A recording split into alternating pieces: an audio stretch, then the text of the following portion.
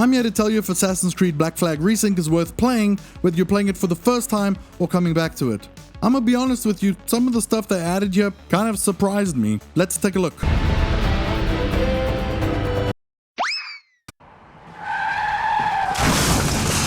So that's right, Edward, our favorite unofficial Hemsworth brother, is back, and so are his nipples, this time in 4K, in high fidelity with high texture quality.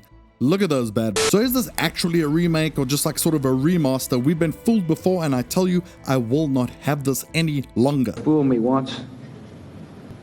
Shame on you.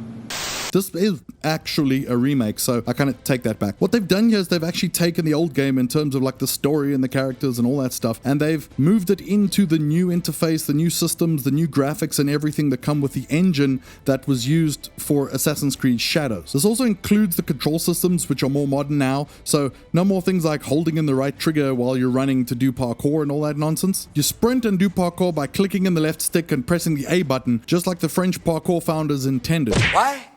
Because we're French.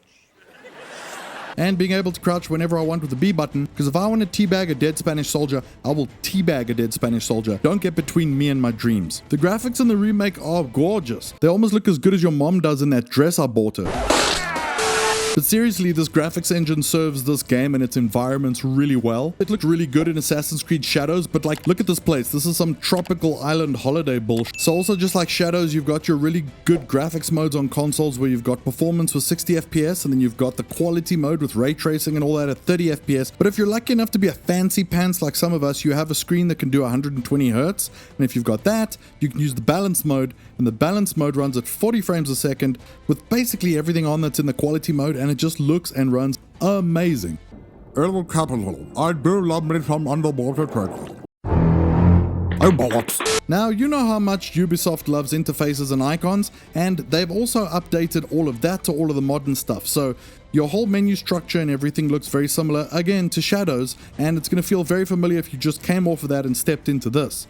Just like these modern games though, they've also upped the gameplay and the systems in terms of things like your armor and weapons and all that, because they want to keep you looting and scooting and doing all those things that you can do in the new ones, not like before where you were just sort of looking for collectibles and some other stuff. So you can really kit yourself out with the sweet threads and all the weapons and everything, and then of course there's still the ships and all those upgrades and all the things you can do there, and they've got new goodies for everything. They've got some new stuff for the ship, they've got some new weapons and abilities that you can do when you're fighting.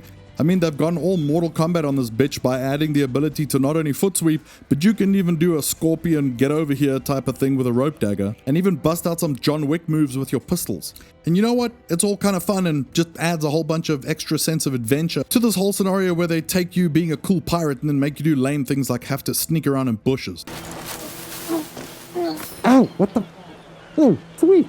A needle. Speaking of things that are lame, I really didn't like the original game's whole storyline thing when you're out of the Animus and you're like walking around in this big office building like, hey kids, are you ready for some escapism? Let's go work in a corporate office. But what they've done now is they've actually replaced all of that and given you these rifts instead, and these rifts allow you to go and play these missions where there's kind of like these cool what if scenarios, like what if Edward did this, or what if Edward kept his promise about that, and that's kind of cool and some extra content. Just like your douchebag teacher would do to your homework right before the end of the day, they've added a whole bunch of new chapters. And this makes up for about 6 hours of gameplay. And not only that, but they've actually added a bunch of other activities as well. The world has been expanded a bit. There's more world events, there's more stuff like that. They've also added naval contracts and assassins contracts, and a bunch of other systems that were absent in the old games but then are in the new games. They've also added a bunch of new naval officers, some side quests, and even some endgame stuff as well. There's also a whole bunch of stuff that just comes part and parcel with modern technology now. For example, you don't have loading between anywhere when you're running around the levels or the cities. The cities themselves are dense and full of detail, and there's a lot of people walking around and there's a lot going on.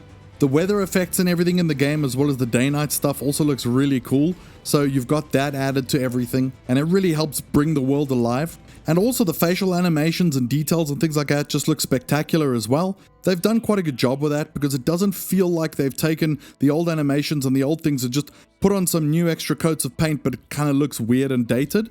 This all looks exactly like you would expect to look on a modern game that just came out. Increíble.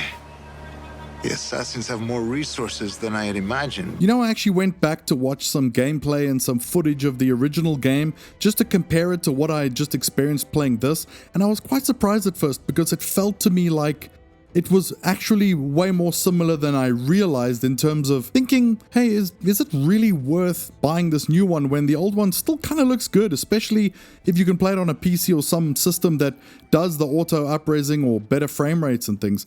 But the truth of the matter is, the more you play and the more I played and the more that I felt all of these little systems coming together, the more I realized that, man, this game really does feel great.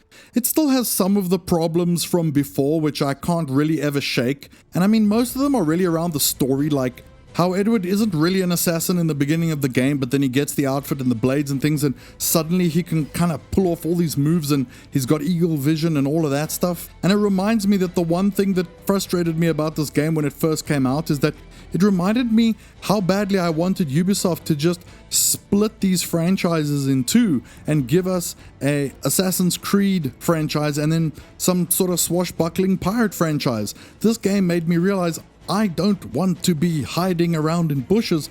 I want to be swinging on ropes and fighting people with swords and all that cool stuff. But the game just kept making me do assassin stuff and I didn't want to.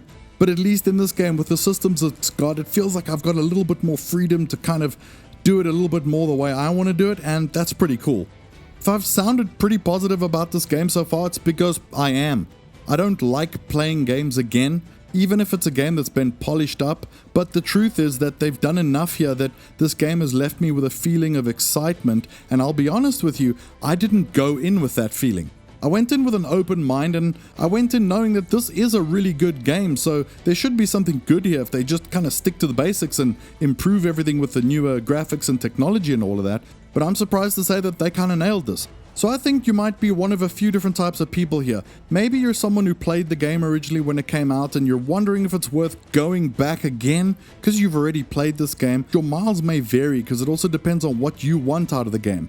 At the same time, you might be someone who loves going back to your favorite games over and over again. If this is a game that you really enjoyed and the idea of replaying it sounds good to you, then this is like the best way that you're ever going to be able to do that, and I'm pretty sure you're going to love every moment. And if you're someone who's never played Black Flag or maybe hasn't played any of the older ones, well, what can I say? It might not have the same novelty as it did to us back in the day because many of the things this game did hadn't really been fully done in the Assassin's Creed games before, so it was kind of special. However, even if you're used to the newer modern games, then this is going to be up your alley anyway, and it's a cool story, it's a great setting, and it looks as good as ever. So Assassin's Creed Black Flag Resynced. I liked it so much that I recommend it with a capital R. Yes, I did the pirate joke, and I think it was funny. And you know what? I think you think it was funny, but you don't want to tell me. If you think you're so funny, then you go to the comments and you write me a funny pirate joke, and then I will tell you if it's funny. But when you're done with your little judging session, hit the like button and don't forget to subscribe and check out these videos because, you know what? You might like them, you monster. Thanks for watching. I'll see you soon.